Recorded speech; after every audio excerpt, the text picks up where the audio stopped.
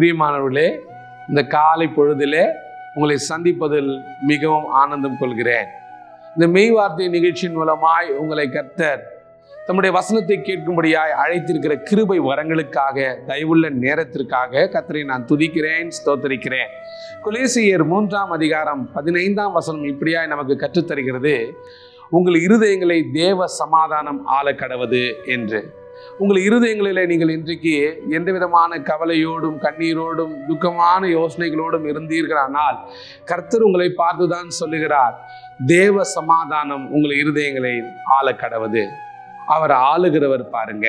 இந்த உலகத்தை படைத்தவர், இந்த உலகத்தின் அண்ட சராசரங்களையும் தம்முடைய வார்த்தையினாலே படைத்தவர், தம்முடைய வார்த்தையை ஜீவனுள்ள வார்த்தையாக நமக்காக தந்து சென்றவர், மீண்டும் வரப்போகிறவர் சொல்லுகிற வார்த்தை, என்னுடைய சமாதானத்தையே உங்களுக்கு வைத்து போகிறேன் என்று சொன்ன இயேசு கிறிஸ்து அவர்தாமே திரும்பவும் கொலோசியர் 3ஆம் அதிகாரம் 15ஆம் வசனத்துல பரிசுத்தவான்கள் மூலமாய் நமக்கு சொல்லித் தருகிற விஷயம் யாதெனில், தேவ சமாதானம் உங்கள் இருதயங்களை ஆள கடவுது. நீங்கள் எதை குறித்தும் இன்றைக்கு கவலையோடு இருந்தால் தேவ சமாதானம் உங்கள் குடும்பத்தை நிரப்ப வல்லதா இருக்கிறது.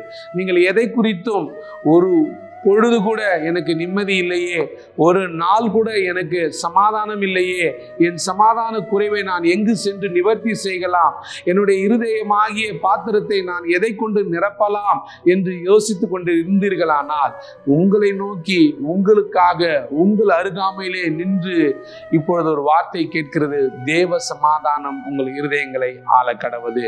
நீங்கள் வெறுமையானவர்கள் அல்ல, நீங்கள் அப்பிரயோஜனமானவர்கள் அல்ல, நீங்கள் அவரால் தெரிந்து கொள்ளப்பட்டவர்கள்.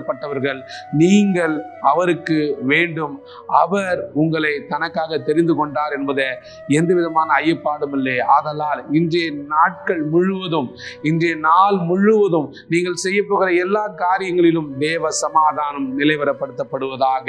உங்களுடைய குடும்ப வாழ்க்கை, தனிப்பட்ட வாழ்க்கை, வேலை ஸ்தலங்களிலே தேவ சமாதானம் அபரிவிதமாய் அவருடைய ஷெகினாவின் மகிமையை நீங்கள் உணரத்தக்கதாய் கர்த்தர் பெரிய அற்புதங்களை காண செய்வாராக. அதிசயங்களை காண செய்கிற இம்மானுவேலர் இன்றைக்கும் என்றென்றைக்கும் உங்களோடு தங்கி தாவரித்திருப்பாராக. ஆமேன்.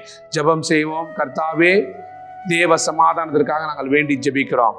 நீர் சொல்லி இருக்கிற வண்ணமாய் தேவ சமாதானம் எங்கள் இருதயங்களை ஆள கடவது. நாங்கள் எங்கள் இருதயத்தை திறந்து தருகிறோம். நீர் வந்து ஆளுகை செய்யுங்கப்பா. நீரே நிரப்புங்க, பலப்படுத்துங்க, திடப்படுத்துங்க, ஆசீர்வாதத்துக்குள்ள எங்களை வழிநடத்துங்க. ஆமேன்.